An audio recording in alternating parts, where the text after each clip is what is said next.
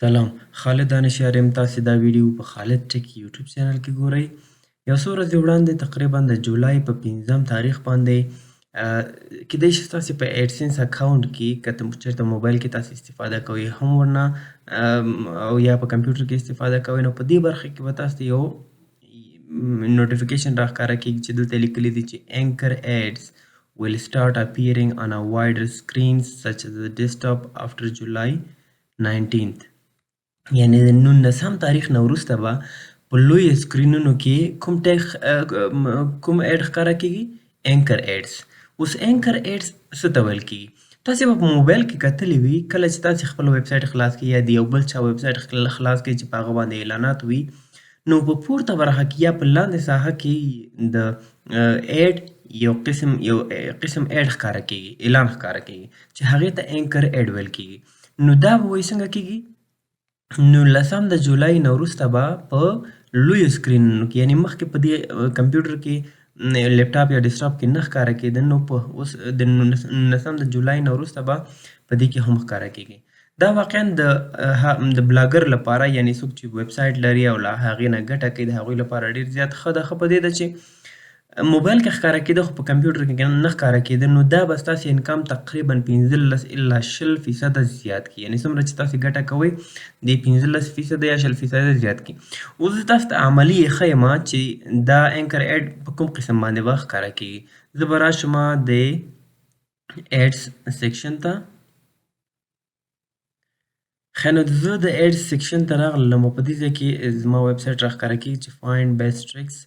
په دې باندې ما آټو ایډ آن کړي دي. زه به راشم په دې کې د پنسل چې کوم آیکن ده په دې کلیک کوم. دلته به اوس تاسو ته راښکاره شي چې اینکر ایډ په کوم قسم باندې ښکاره کېږي. اول یې موږ په موبایل ویو کې ګورو، بیا یې په کمپیوټر یا ډیسکټاپ ویو کې ګورو.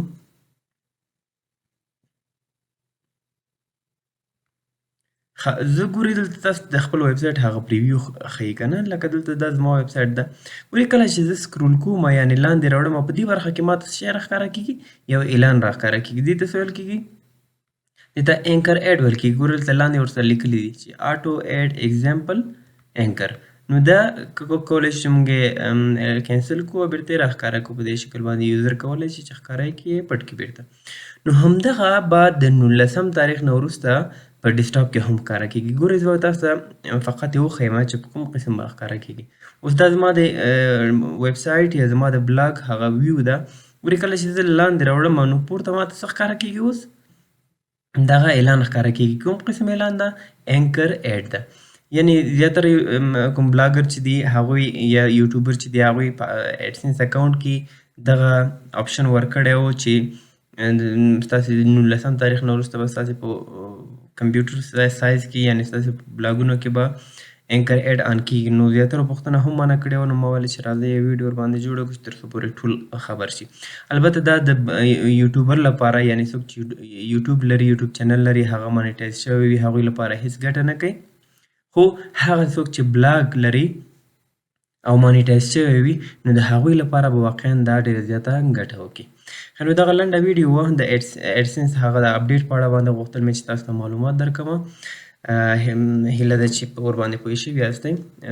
که تاسې کولی شئ زما ویب سایټ په وګورئ findbesttricks.com. ګوګل کې زه سرچ کوم، ګورئ تر ټولو لومړی به راښکاره کېږي. دا به موږ خلاصوو. ګورئ دلته به اعلانات راښکاره کېږي. اوس لپاره هغه اینکر ایډ په دې باندې لا تر اوسه پورې نشته ده. ولې نشته؟ ځکه چې نن تقریبا 9 تاریخ ده. نو دا به د 19 تاریخ نه وروسته به په خپله دې ځای کې آن کېږي. ښه، یو خبره بله چې زما له یاده ووته، دا به تاسې کوم ځای نه آن کوئ؟ بای ډیفالټ آن وي، یعنې خپله به دغه اینکر ایډ راځي. خو که تاسې بیا هم آن نه وي یا تاسې نه آف شوی وي نو تاسې کولی شئ چې دلته راشئ چې ایډ فارمیټ ته. په هغې کې دلته مختلفه سیکشنې دي. ګورئ دلته لیکلي دي چې اینکر ایډز. اینکر ایډز موبایل کې به ستاسې فعال وي، خو کمپیوټر سایز کې یا د کمپیوټر سکرین سایز کې به هم تاسې له دې نه که چې د غیر فعال وي نو دا به تاسو څنګه کوئ؟ فعال به یې کوئ. نو دې او په آخر کې به په اپلای بټن باندې حتما کلیک کوئ تر څو پورې چې دا اپلای شي. ښه، نو اوس لپاره زموږ په بلاګونو کې یا ویب سایټ کې فعال نه ده. دغه نور اعلانات پکې ښکاره کېږي خو ولې هغه فعال نه دي. 19 تاریخ نه وروسته به ښکاره کېږي. نو دغه لنډه ویډیو وه. هیله ده چې نورو دوستانو سره یې هم شریکې کړئ. ویډیو مو خوښه شوې وي لایک یې کړئ. همدارنګه که یوټیوب چینل ته نوي راغلي یاست یوټیوب چینل هم در سره سبسکرایب کړئ. تاسې به زما یوټیوب چینل لیدلی وي. دا زما یوټیوب چینل ده. تاسې کولی شئ چې سبسکرایب یې کړئ تر څو پورې چې زما هر یو درست د ویب سایټ څخه د ګټې یا ویب سایټ نه د پیسو ګټلو طریقه دا مکمل زه تاسو ته ښیم انشاءالله. اوس لپاره ښه وخت ولرئ. الله مو مل شه.